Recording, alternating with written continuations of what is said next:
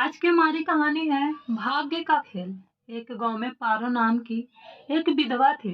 उसका एक पुत्र था। वह इतनी गरीब थी कि उसके घर पर बर्तन भी कम थे। लड़का भी छोटा था। पारो ने उसका नाम विनय रखा था। वह बच्चा इतना बदनसीब था कि उसके जन्म के कुछ समय बाद ही उसके पिता की मृत्यु हो गई। पारो लोगों के घरों में काम करती थी और वह अपने बच्चों की परवरिश कर रही थी। उसे विश्वास था कि उसका बड़ा होकर लड़का उसके सारे दुख दर्द दूर कर देगा। ऐसा सोचती थी कि उसका बुढ़ापा चैन से गुजरेगा। इसी आस वह रात दिन मेहनत करके वो अपने बेटे को पाल रही थी। उसने अपने बेटे को कभी पिता की कमी महसूस नहीं होने दी। विनय छोटा जरूर था, लेकिन समझदार बहुत था। संयम और धीरज की उसमें कमी नहीं थी।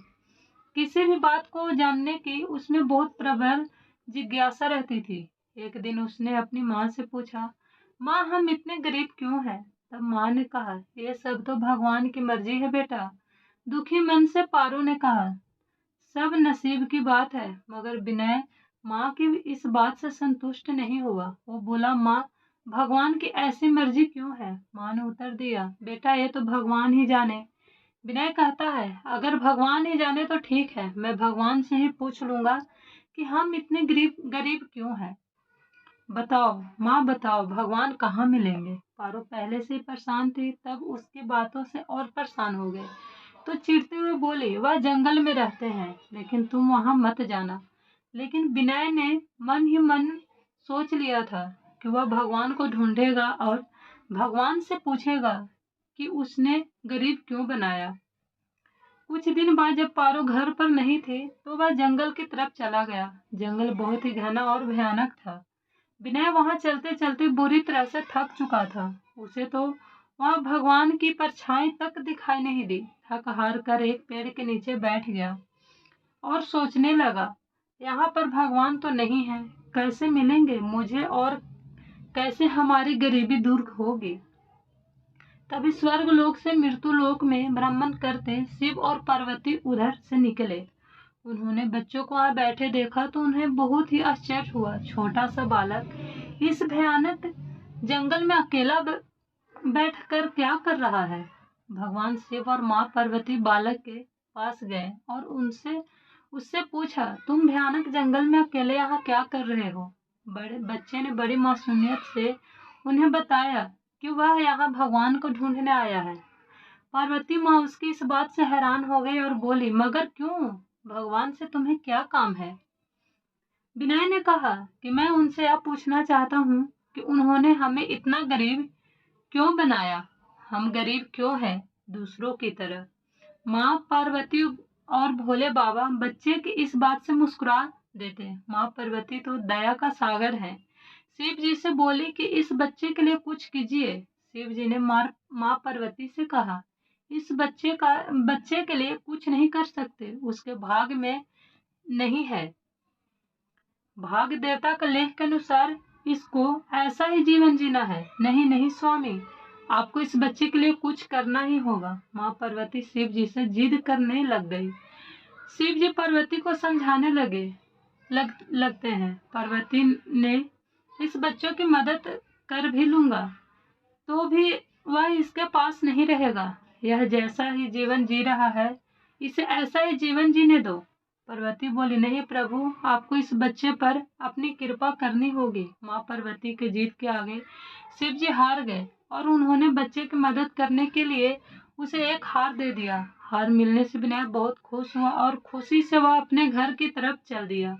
और माँ पार्वती भी खुश हो गई कि भोले बाबा ने एक मासूम बच्चे की मदद की और इस बच्चे के दिन अब सुख से कटेंगे।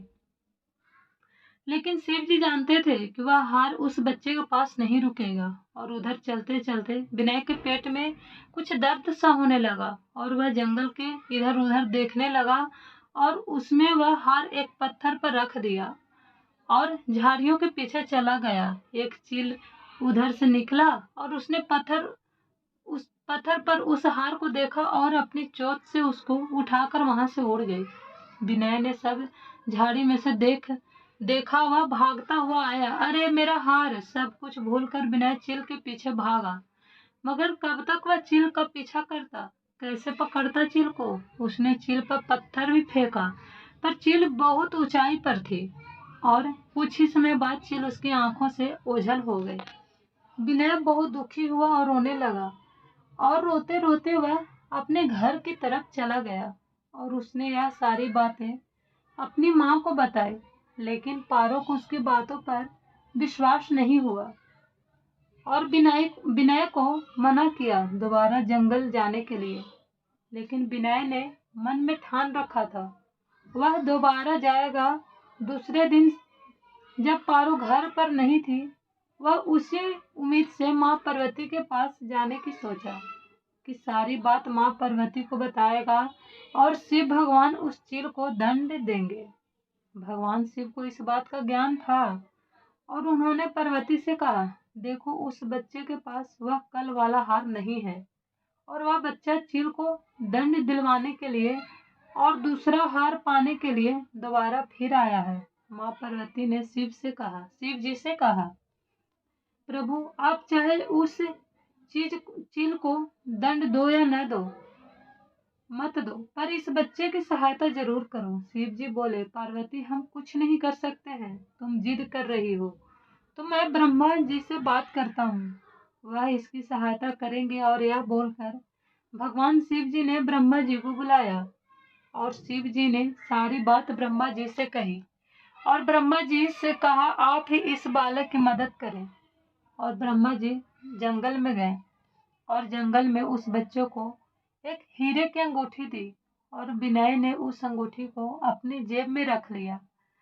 विनय अपने घर चलने लगा। उसने सोच लिया था कि वह अंगूठी को नहीं खोएगा और कहीं नहीं रुकेगा। चलते चलते उसे अचानक ही प्यास लगी और वह एक सरोवर की तरफ पहुंचा और जैसे ही वह पानी पीने के लिए झुका, अंगूठी उसके जेब से निकलकर सरोवर में गिर गई और विनय उसे पानी से निकाल पाता उससे पहले उस अंगूठी को एक मछली निगल गई।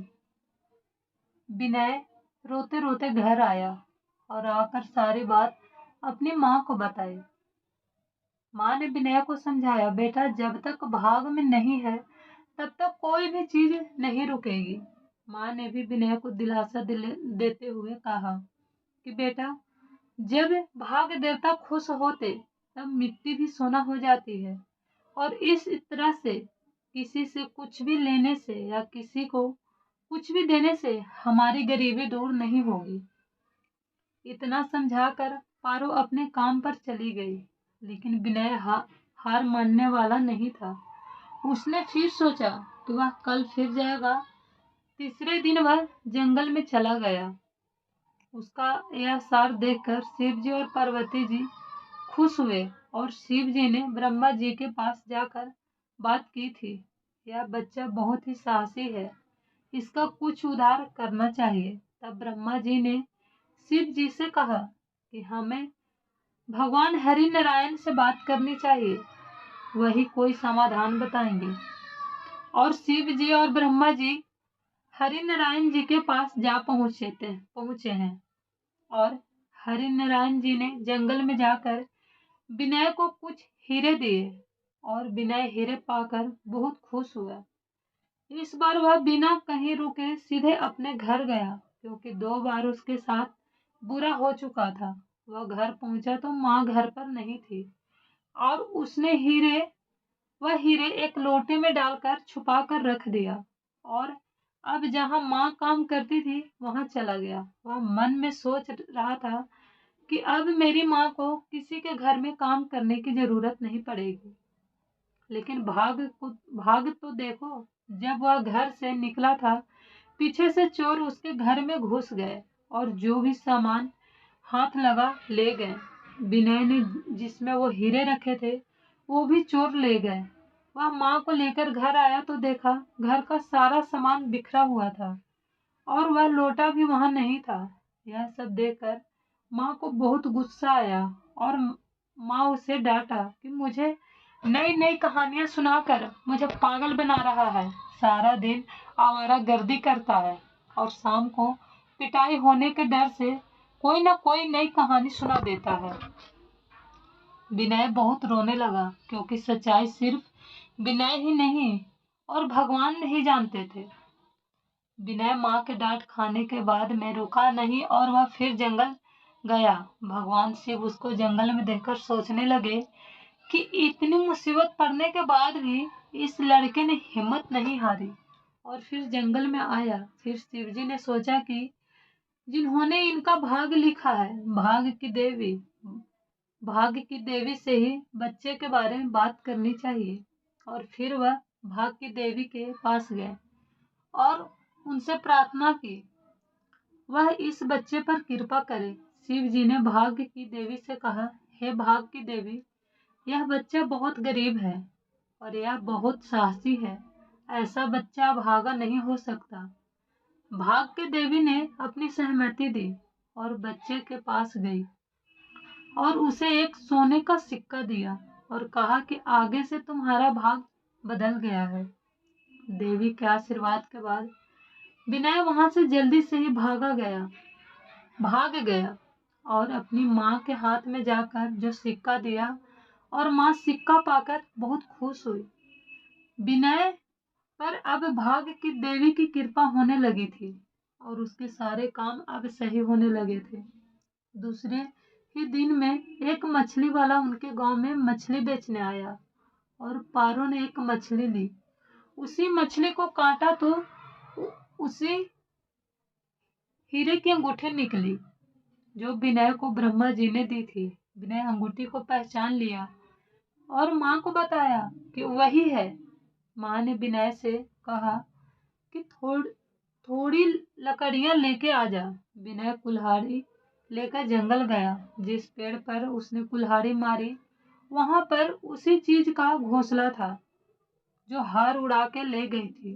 तो विनय ने उस हार को अपनी जेब में रखा और जो थोड़ी बहुत लकड़ियां बिखरी हुई थी वह उठाकर चला गया और माँ को जाकर वह हार दिया। पारो को यह देखकर बहुत खुश हो गई और देखते ही देखते उनके दिन बदल गए। अब उनके घर में किसी भी चीज का कोई अभाव नहीं रहा। फिर भगवान की ऐसी कृपा हुई, जो चोर उनके घर से सामान चुरा कर ले गए थे उन्हें सपने में भगवान विष्णु ने चेतावनी दी थी कि जो उस बच्चे के घर से ही राज चुरा कर लाए वह तुरंत वापस दे दो, नहीं तो तुम्हारा अच्छा नहीं होगा। और दूसरे दिन चोरों ने उनके घर में जाकर वही हीरे उसकी माँ को दे दिया, उनसे माफी मांगी। अब उनके घर में धन की कोई कमी नहीं रही। अगर आपको ये कहानी पसंद आए तो मेरे चैनल को लाइक एंड सब्सक्राइब जरूर कीजिएगा। Thank you so much.